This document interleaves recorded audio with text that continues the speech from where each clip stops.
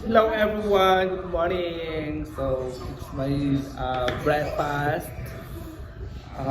So ang ulam po natin ay ito. Itlog muna yung ating ulam for today's video. Diba? Actually, ang ulam namin ay isda, paksiw na isda, guys. Pero ulam kasi yung paksiw kasi konti lang yung nahuli ng kapatid ko. So nagluto lang ako ng itlog.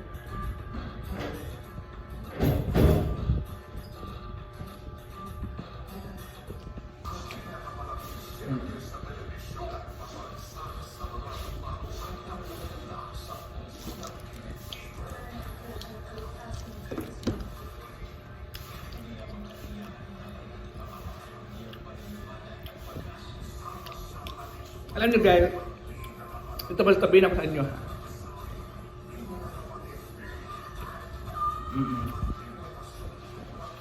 Sobrang tubig.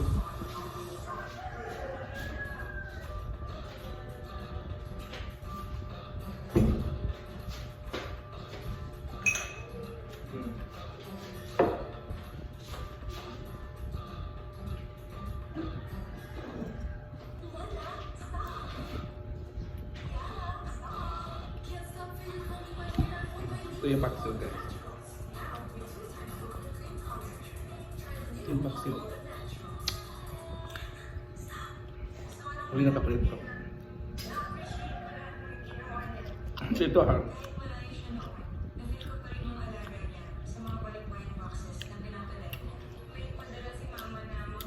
Sa mga nagtatanong sa akin kasi marami nag-PM sa akin, marami nagtatag sa akin. Maraming nag-question bakit hindi ako kasama sa mga lakad. Kasi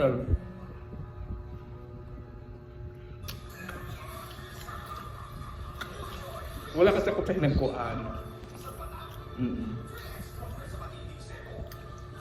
Wala kasi ako pinagkuhan kaya hindi ako nakakasama sa mga lakad nila.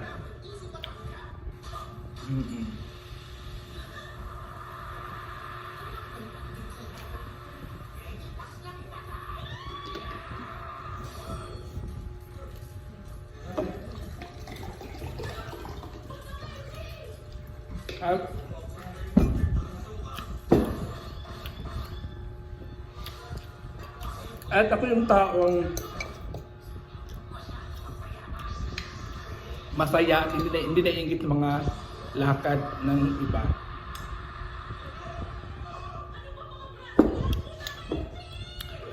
Kaya ito hindi ako nakasama sa Kamigin kasi akala ko kasi selected lang yung sasama, 6 or 7. Pero may GC kami, may GC naman kami yung na ganito, ganyan, gano'n.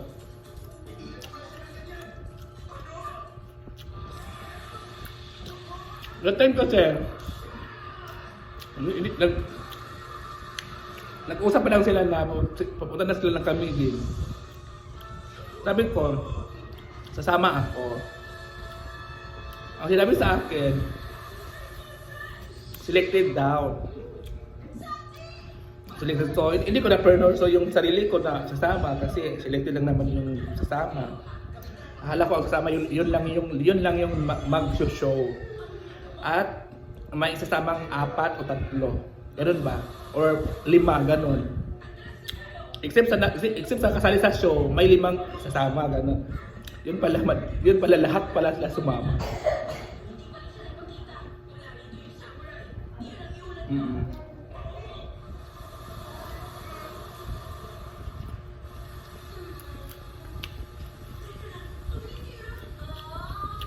Tapos ngayon, hindi ako pumunta na hinagpuan. Dalawang linggo. So expected na yun na hindi ka talaga makakasama kasi wala ka doon sa hinagpuan. Ayun ito.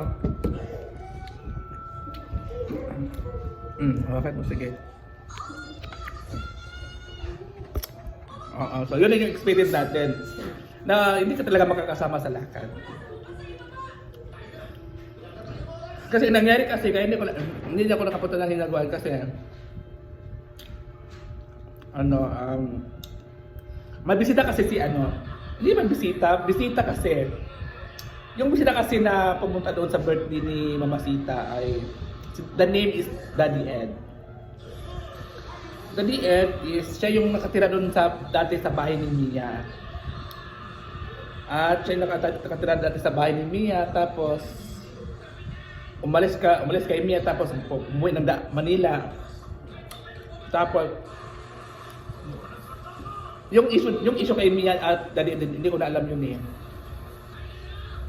At sa akin naman is wala naman akong pakialam doon kung may issue sila o wala.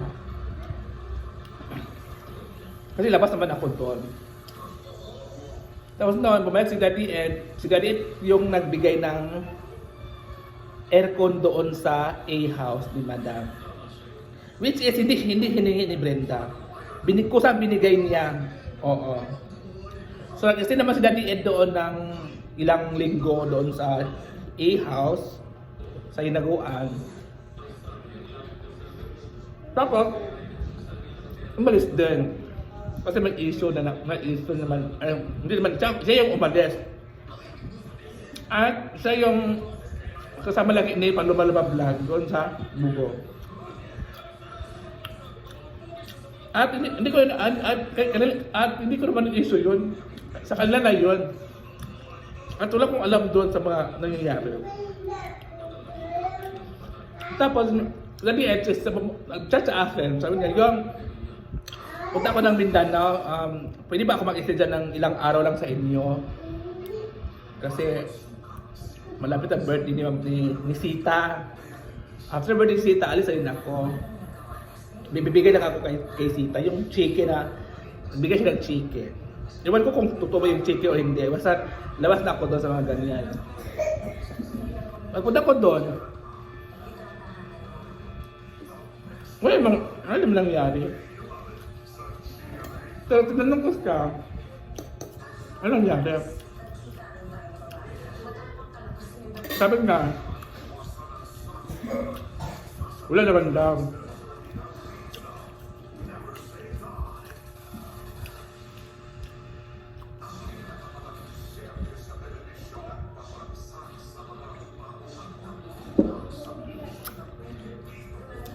At saka may isang tapos bigla sabi ko kay Daddy Ed kinagabihan, Dad, uwi ka na ba? Kasi usapan namin saglit na daw siya doon.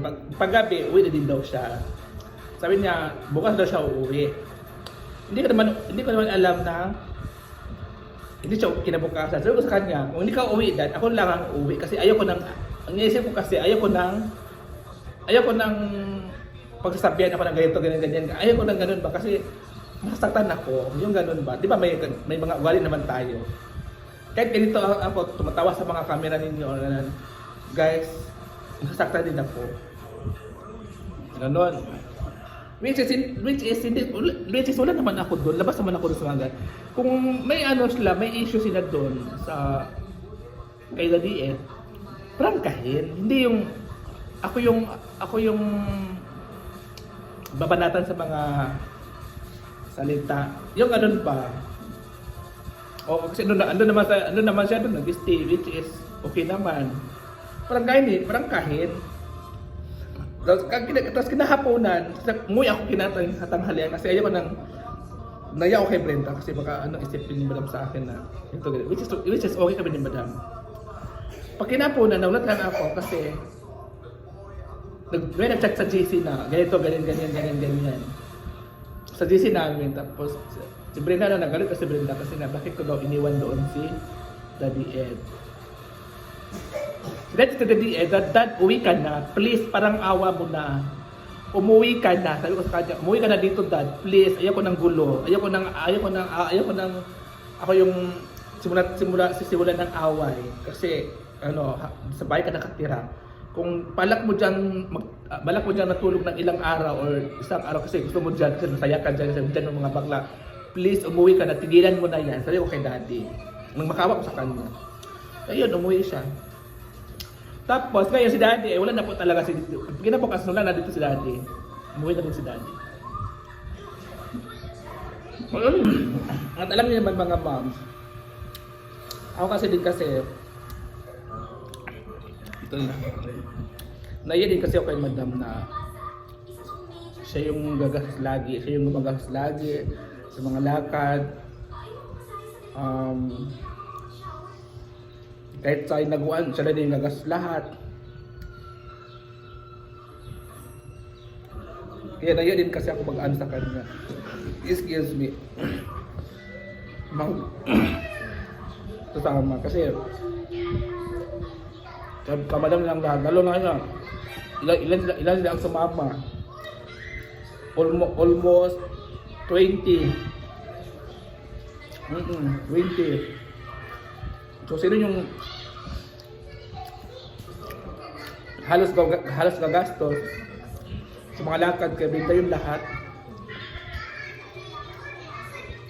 Ay madami yung lahat gastos yun, yung mga lakad yung nag-travel sa mga isla, halos yung kay madam.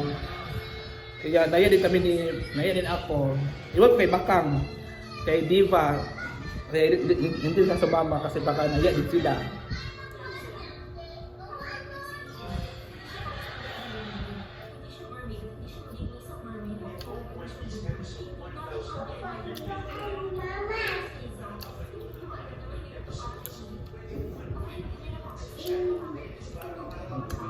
Ayaw ko na.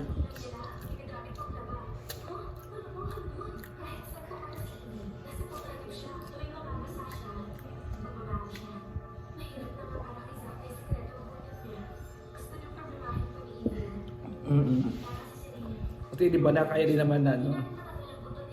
Wala isip, ano na kaya isipin ng family niya. Madam, lahat lang libre.